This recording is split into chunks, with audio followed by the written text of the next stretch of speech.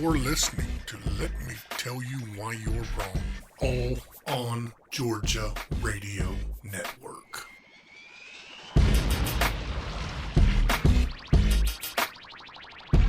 Welcome to episode 117, and not that I can talk, of the Let Me Tell You Why You're Wrong podcast. I'm Dave Roberts. With me, as always, is my podcast partner in crime, writer, journalist, TV personality, Jessica Szilagyi. Hi, Dave. How are you? I am on the right side of the grass. How was your week? It's getting busy again, which I thought that I was ready for it, but I'm not. I feel like I'm drinking from a fire hose, I guess. Everything just fired right back up immediately, and I'm not complaining, but I don't get to take as many naps. So, how about you? You know, it's been a weird weather cycle, so I've had, we're busy enough, but it's not the normal Georgia springtime where it's 90 degrees and we're going crazy. So, I mean, it's fine. I'm sure that with what you're doing, the corruption's still there. It's just it's been shut down, and now that everything started operating again, it's like, oh, yeah, you're a crook, you're a crook, you're a crook. Yes, and then on top of that, everything, it's not closed because everyone's there, but it's closed to the public. So, and then they have employees working from home, which they're using, a lot of places are using as, well, we can't fill this or we can't get you that because so-and-so's not here, and just the same old reindeer games, but, what can you do? Yeah, we actually had a meeting of our Board of Commissioners, closed door meeting. It was you could pull it up on Facebook Live, but there was no public participation. And at least the folks down where you are said, hey, we're going to go out and we're going to sweat our asses off in a gazebo, but we're going to make sure the public is involved. That's right. That's right. I hate to be the conspiracy guy to think that they're taking advantage of the fact that the public can't get involved, but there are solutions. I mean, we have an amphitheater right at the county complex. They could have done it, and everybody stays 6 feet apart. But, sure. Maybe it's because our chairman's like 90 years old and, he would wither in the heat. I don't know. So, we have 2 lawyers coming on this week. We gave them 10 minutes each to kind of give us a rundown, and they filled more than an hour with that 10 minutes each. So we're breaking the show into 2 segments. But before we really get into it, we need a rundown of the Ahmaud Arbery case. Right, so we did touch on it at the end of last week's episode, just kind of to preface that we were going to take a deeper dive, just one, because we were so fresh on the information, and I've been following the case for a while, but all of the information that's coming out is coming out so quickly. So I don't want to, we're not going to debate the facts of the case from the standpoint of there's still a lot that we don't know, and we need to be respectful of that fact as egregious as some of the things that we have seen have been. I think that we just need to stick to what we know, and I think that's what our guests are going to do. And they have two different perspectives on everything, which I think will add a lot to the conversation. But I just kind of want to give a timeline because, we all are getting all these articles in our news feeds and on 10-second clips on updates on the news, and it's just not, it's not in order, which I think will put some perspective for people in the timelines. And my biggest issue, as I said last week, I think, is the corruption. And we were talking about that before the show, that there's 2 issues here. One is the criminal case, which will be worked out in court, and then the other is just a mess of the justice system down here in South Georgia. So, obviously, everyone knows the name Ahmaud Arbery by this point. If you don't, please send us an email. I'd love to know how you have this podcast but no other news, because good on you. But in early February, the Glenn County Police Department, which is coastal Georgia, responded to a neighborhood about a trespasser on a construction site of some homes being near the McMichaels. That was on February 11th, and 2 weeks later is when the Arbery case, or the shooting, actually occurred. So that's the day that Gregory McMichael and Travis McMichael hopped in the truck with a .357 and a shotgun, and for what we heard, chased Arbery in the street. At that time, Greg McMichael, the father, was not employed anywhere. He was retired, but he had spent a considerable amount of time working for Brunswick Judicial Circuit District Attorney Jackie Johnson. He was an investigator. He was a police officer with the Glynn County Police Department a long time before, but it was so far removed that I don't think he knew any of the administration, because most of his more recent tenure was with the district attorney's office.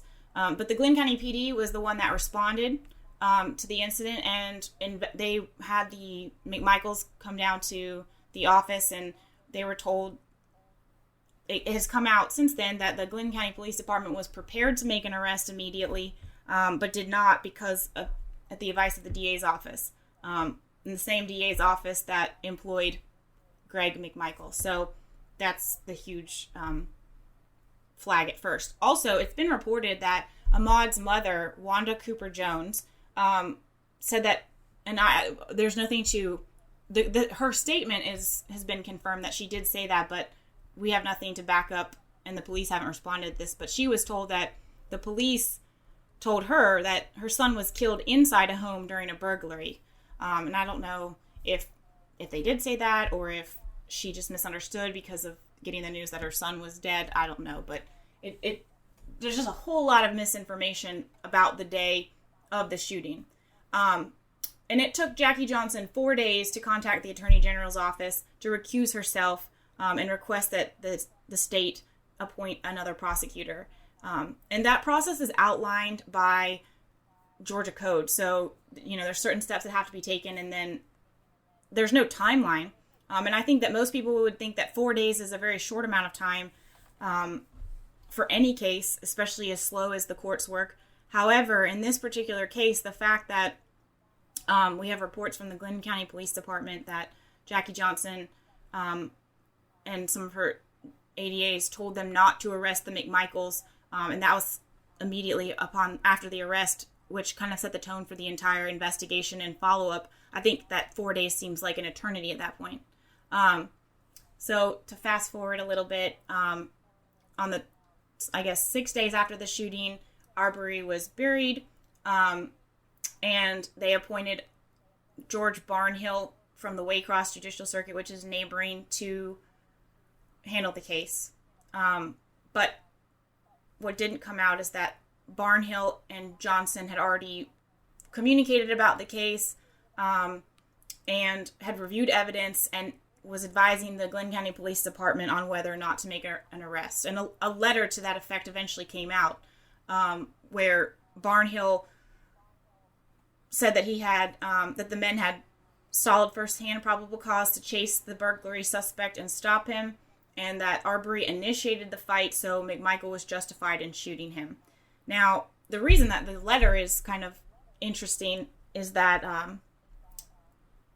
he found out that his son, George Barnhill's son, had works for Jackie Johnson and had prosecuted a case previously involving Arbery. So there was a conflict there, and he decided to recuse himself, finally, some 10 weeks after being appointed to be the prosecutor, but not before he sent the letter to the district attorney or the police department telling them, hey, don't prosecute or don't arrest. So, this thing has gone on for 10 weeks, and by the beginning of April, they appoint a third DA who does nothing. And finally, fast forward to when we all heard it on May 5th, the video leaks out that, showing the actual shooting. We don't know who the third person is, but the GBI gets involved. The district attorney says, when the courts reopen, I'll bring it before grand jury. Sean King is retweeting. It's on the 24-hour news cycle like crazy. When the GBI gets involved, they review all the evidence that the Glen PD had. They don't really do any more investigation. They just review what they have, and they make an arrest of Travis and Greg McMichael, charge them with felony murder, aggravated assault, and then Chris Carr gets involved and appoints another prosecutor, which is Cobb County DA District or Joyette Holmes, who was appointed by Kemp because Kemp pulled the GBI director to work for him. I mean, this whole thing is all so convoluted. And then we learned last week that the district attorney's office in Cobb actually has a working relationship with the Glenn County district attorney, or Jackie Johnson, because of another case where they actually shared office space during a change of venue. I mean, you cannot. I don't understand how far we've got to go before we can get somebody who hasn't worked with the McMichaels or prosecuted an Arbery case. But so far, Cobb County isn't far enough. So there's a lot more to this, as everyone knows. But I kind of just wanted to give a timeline of, it was almost, it was over 2 months before we even heard whispers of what happened as the public in terms of the national media. We heard about it locally, but certainly wasn't the outrage, and everything has moved very quickly, and will probably continue to work quickly since then. But it's a total miscarriage. The process has been butchered, and somebody needs to be held responsible for the butchering. But we're going to talk more about the actual case with our guests. So, yeah, and of course, that the fact that nothing moved until the video came out. So it was leaked. Well, we talked that we were going to talk about the corruption more on our own. Yeah, well, yeah. But to that point, I just want to mention, because you bring up a good point, that we didn't hear, like, it wasn't a big deal. The memes that have been going around are saying, they're not doing something because there was an injustice. They're doing something because we found out about it.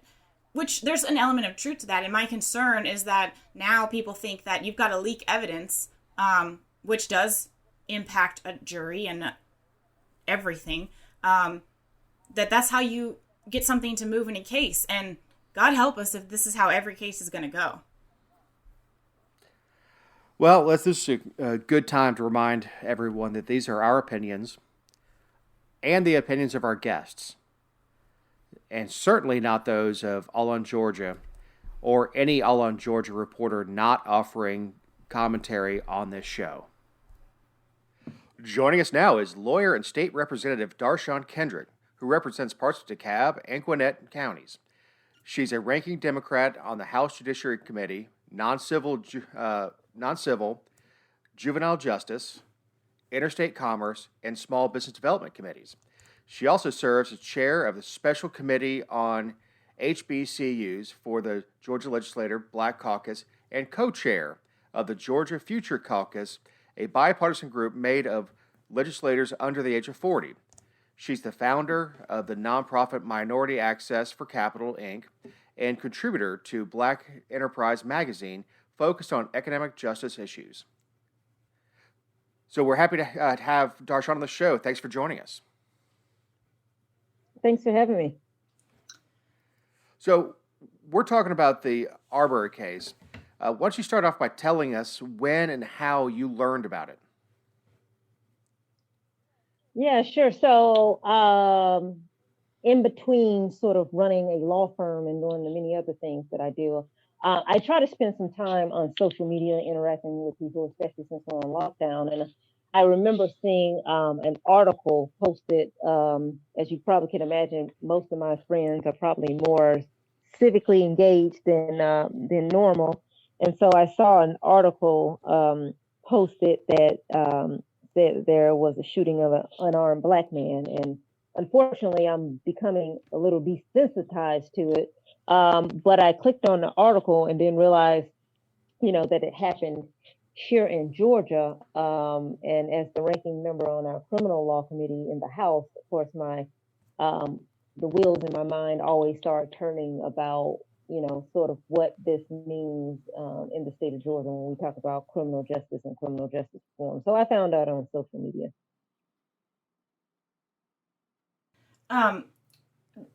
So you read the article before you saw, was it like the same day that the video came out, or was it before that? It was right before the video came out. So the article didn't mention anything about the video, and I'm not sure if it was an old article or even remember the publication. But all it said was an unarmed black man was shot in Brunswick, but it didn't. It came out before the video and didn't even mention the video. So I'm a little bit closer to Brunswick than you are, being down here in Statesboro, and we heard about the case probably, a couple weeks before it really hit the mainstream media, just because we share a media market with Brunswick. And one of the articles that came out in the beginning talked about, it was a very well balanced article, and talked about all the things that existed but hadn't been released to the public, that there were videos, that there were more comprehensive police reports, that there were letters between people that we just didn't know. But this video, it was, when it was released, and I'm talking about the video of the actual shooting, which is astounding to watch. But when the video came out, everyone's like, okay, first of all, who took this video and who leaked it? And when it came out, I was really surprised to learn that it came out from Alan Tucker, who is a criminal defense attorney down in Brunswick. He said that he did it in the interest of transparency. So do you think that the release of the video was helpful, and do you think it was necessary, and do you think it achieved the intended result, or do you think that we've kind of derailed from the purpose of this? Yeah, so that's a loaded question, and I'm going to give you a typical lawyer answer, which is so does it benefit? It depends on who you ask. Obviously, the criminal defense attorney, I remember him saying he leaked it as a way to sort of exonerate his clients, and it ended up doing obviously the opposite. So for him, it didn't achieve the desired result. But I think it added fuel to already a hot fire as far as the public is concerned. Because watching that video, if you hear about an unarmed, black man, right, people make assumptions and there's evidence to be had. But sort of when you have a video that is as clear to me about, the events that happened right before his shooting, is very hard to ignore. So I think it did benefit sort of the case and added benefit to people who wanted to see justice. And what was your other question? I was just saying, like, do you think it was necessary? Like, did this video have to come out for all of this to happen? Do you think that it was the pivot point for the case? Yeah, unfortunately, I think it did have to come out in order for all this to happen, because it's my understanding, and of course, I'm trying to cipher through information like everybody else, is that the two laws that were used by the murderers in order to, or alleged murderers, in order to sort of not even get prosecuted, was the stand your ground law and citizen's arrest. So I think if this video had not came out, then any legal mind could not have said, okay, this was your defense. Does it match up with what happened? Because if that's the law, and you can use it as a defense, but it still has to be applicable to what actually happened. So unfortunately, I think it had to come out in order for us to see that the initial defense was not, in fact, a legitimate defense. And then, of course, it exposed all the things that just went terribly wrong with actually investigating and prosecuting this case. So that's a whole nother story. Well, and we have a couple other questions and whatnot, but I do want to just clarify one thing, that Alan Tucker was going to be he was under consideration by the McMichaels to be the defense attorney, but obviously after he leaked the video, he's not representing them, and he never officially was. But the Brunswick Judicial Circuit, I mean, as we're learning just with the stories that are coming out about Jackie Johnson, the district attorney down there, is very tight-knit. Alan Tucker is no stranger to Jackie Johnson. He actually was the defense attorney for Corey Sasser, which is another high-profile case from down there. The man who killed himself, the former Glenn County police officer who killed himself and his estranged wife and her boyfriend. But you know, I've said all along that Arbery has been victimized twice, once by the McMichaels and once by the system. The system has had a total breakdown. So, I mean, I know that you know the newest, or you're familiar with the more recently appointed prosecutor, Joyette Holmes, but do you have confidence that this is getting on the right track, or do we need to have the DOJ come in and handle it? Or, I mean, how do you fix this at this point so that people feel like justice is served? Yeah, well, I will tell you this, and even though I'm a lawyer, I don't practice any type of criminal law, so I'm going to try to do the best that I can procedurally with this. But I've met Juliette Holmes. We're actually a part of the same sorority, even though she was appointed by a Republican governor and running as a Republican. Many people in the legal community, great legal minds that I respect that she is and have confidence that she will come in and do what's right and not be sort of beholden to any one set of what should happen and shouldn't happen in this case. So that gives me confidence because I'm not, the criminal law defense community is very, very small, and my whip just happens to be a criminal defense attorney, and I'm the chief deputy whip, so I work closely with him. And what I can tell you is that that community, particularly made up of African American attorneys, are very, very confident that DA Holmes can deliver justice. Now, obviously, that doesn't mean that we don't do sort of a trust but verify type of system where we have confidence that she can do it. But if anything starts to look a little shaky, we can speak up and say something. But initially, as it stands right now, I have not heard one person, even on the Democratic side, say that they don't think that that justice would be served now that she's been appointed.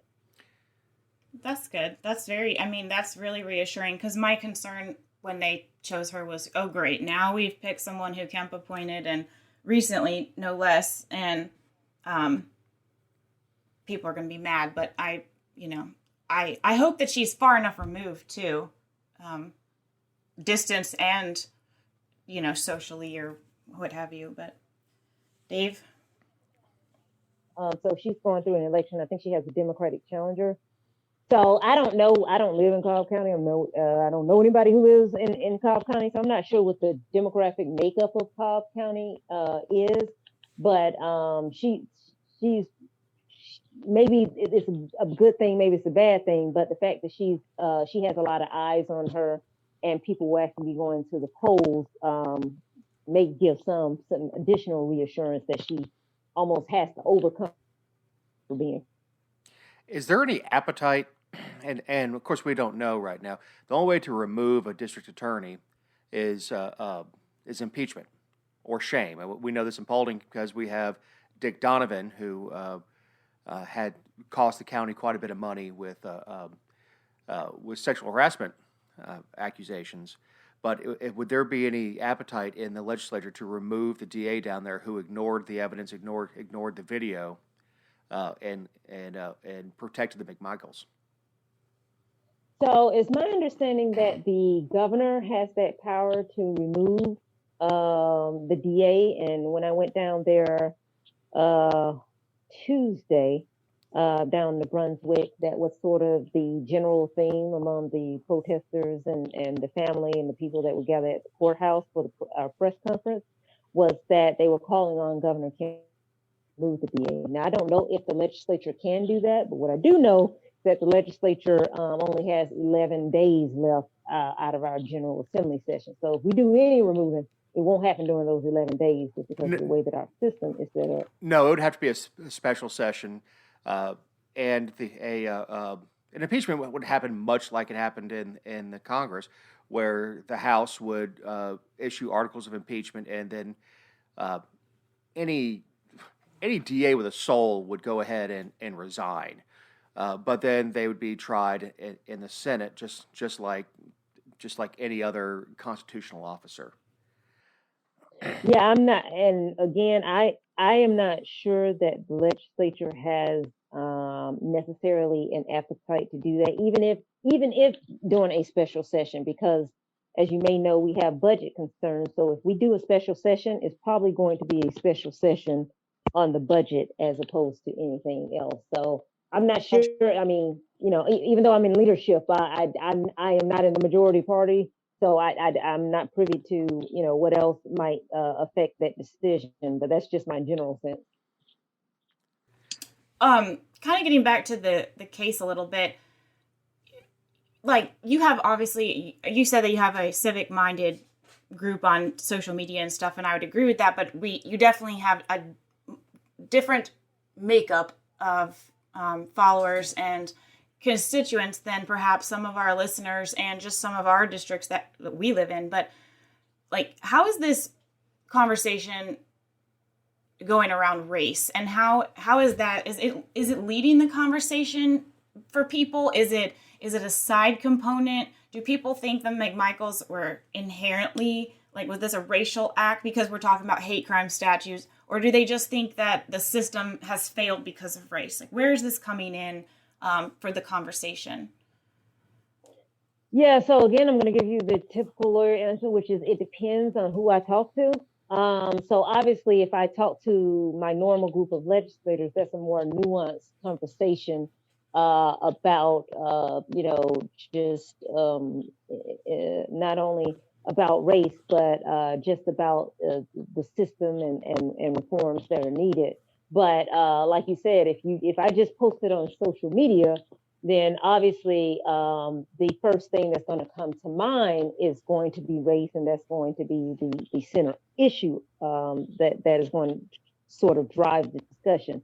So it really depends, from my perspective, who it is that you are asking, and of course we have people in between. But I personally obviously believe that it is a combination of things. So I like to assume that people are good, and that it's 2020, and even though it has been a interesting year in 2020, that people are still learning and growing and learning from the past wrongs of American history.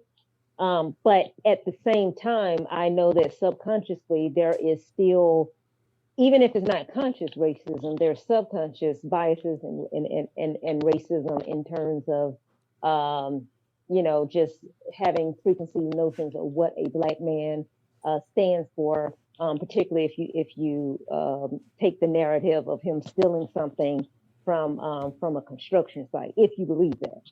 And so for me, it's a combination of things. It's not as hard line as saying, racists sort of ran him down and killed him solely on the basis of being a black man. And it's not on the other end where I believe they were really in fear of their lives and race didn't have a part of it. I'm somewhere in between, and it's a lot of grays and it's a lot of nuances that would take a whole nother show to sort of explain. So that's sort of where my perspective is. Well, and where I see it is the imagery of two rednecks in a pickup truck chasing down a black guy with a shotgun in the South is embarrassing to me to be. I mean, as a redneck who owns a shotgun and a pickup truck, I don't want to be associated with those two idiots. But I also have to wonder if it was a sketchy white dude. And I live in Paulding County, and we are where sketchy white dudes are made. Snooping around a job site, if it would have been different. And I don't know that it would have.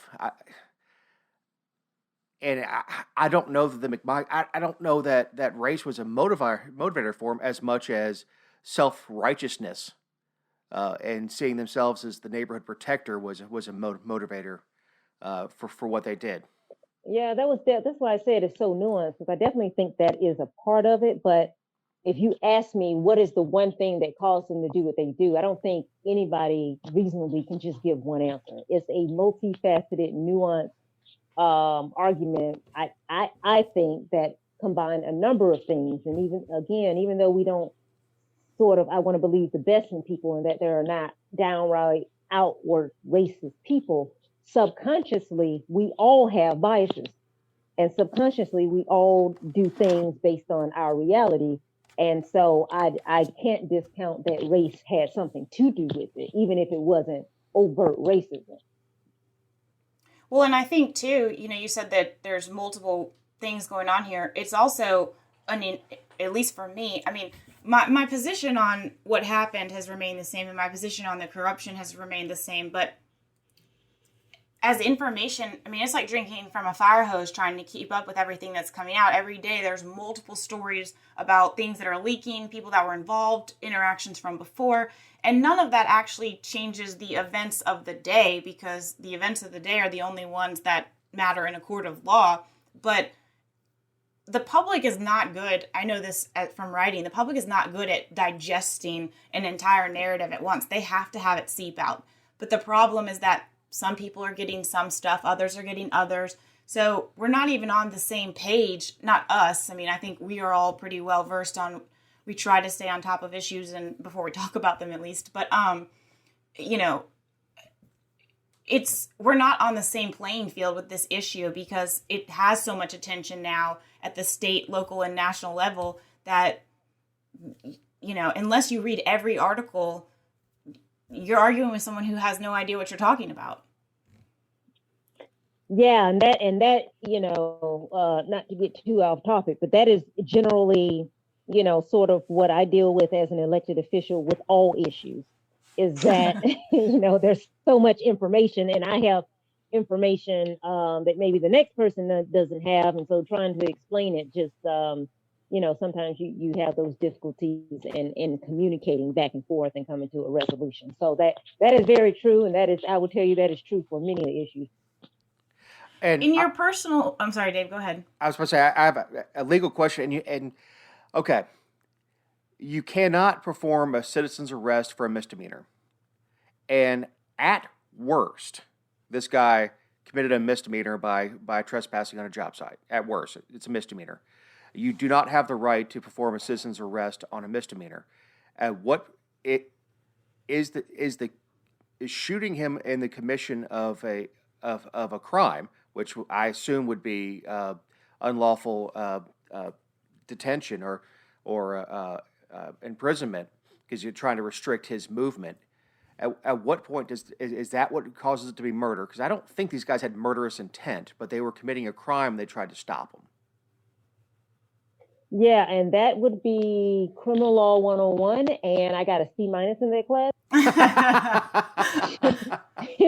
So I will try to work through that. Under Georgia code, there's sort of different levels of homicide, felony murder, and malice intent, and sort of these different levels of murder.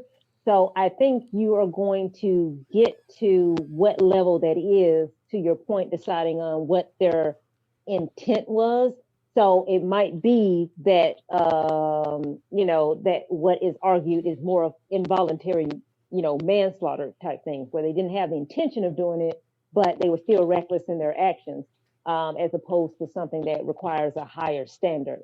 And I think it'd be very interesting to see what DA Holmes, ultimately does with, either the charges, or either, I was speaking with somebody more versed in criminal law about, the possibility of a plea deal and what would that look like, because plea deals happen in 90% of criminal cases.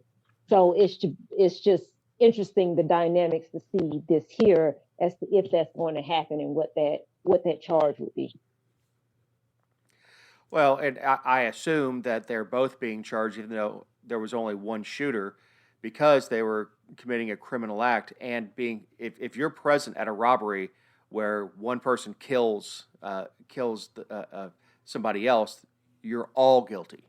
Yep, absolutely. Which, I know there's been a lot of talk about the person that actually recorded the shooting, and I guess they're still investigating and getting more details in. But to your point, yeah, if there is a murder that happens, even if you didn't pull the trigger, you can be brought in under those same charges.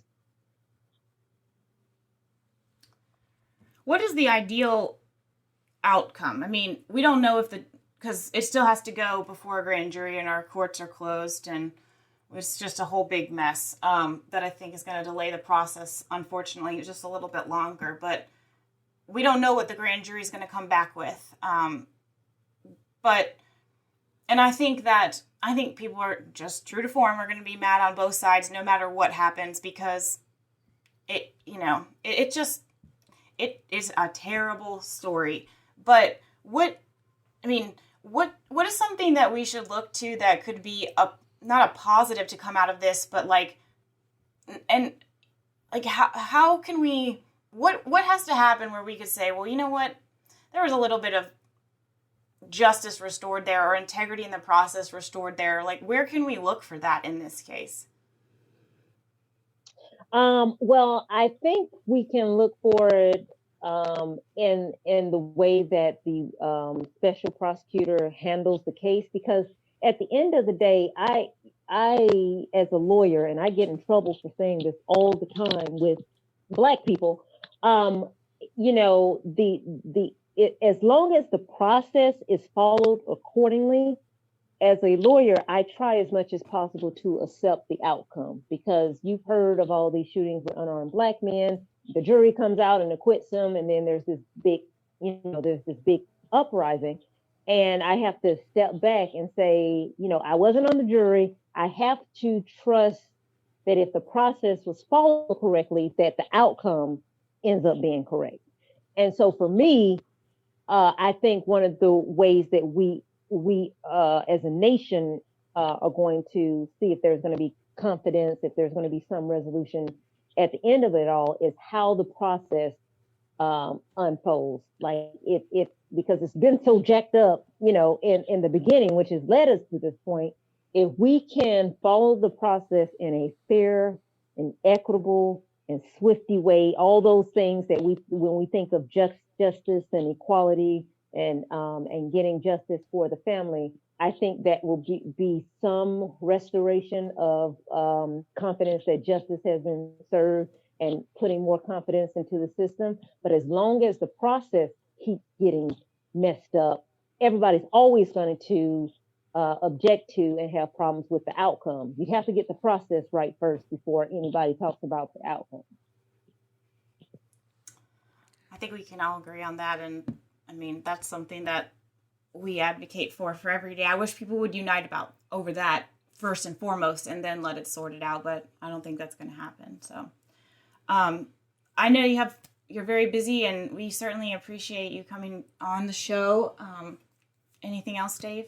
No, thank you very much. It's been a very constructive conversation. I think we could sit here and digest it for 3 hours, but no one would listen.